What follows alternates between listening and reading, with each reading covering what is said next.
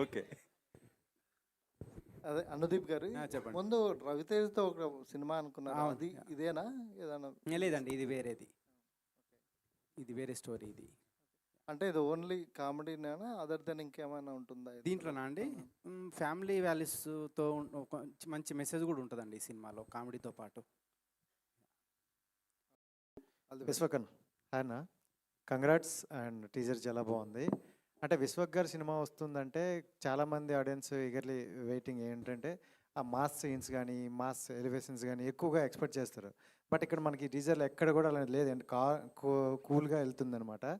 So ఏంటంటే మిమ్మల్ని ఈ ఒక పాయింట్, అదే ఒక పాయింట్ ఉంటుంది కదా మనం కనెక్ట్ చేసేది. సో మీకు బాగా కనెక్ట్ అయిన పాయింట్ ఏంటి ఇది ప్రాజెక్ట్ ఒప్పుకోవడానికి?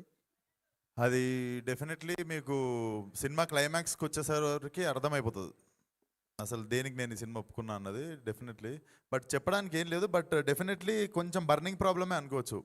ప్రజెంట్ యంగ్ క్రౌడ్ కానీ జెన్జీ కానీ వాళ్ళకి కోమల్కి ఒక కామన్, అంటే దాన్ని సమస్య అని కూడా చెప్పలేము. బట్ ప్రజెంట్గా జనాల్ బిహేవియర్లో ఉన్న ఒక చిన్న వెరీ స్ట్రాంగ్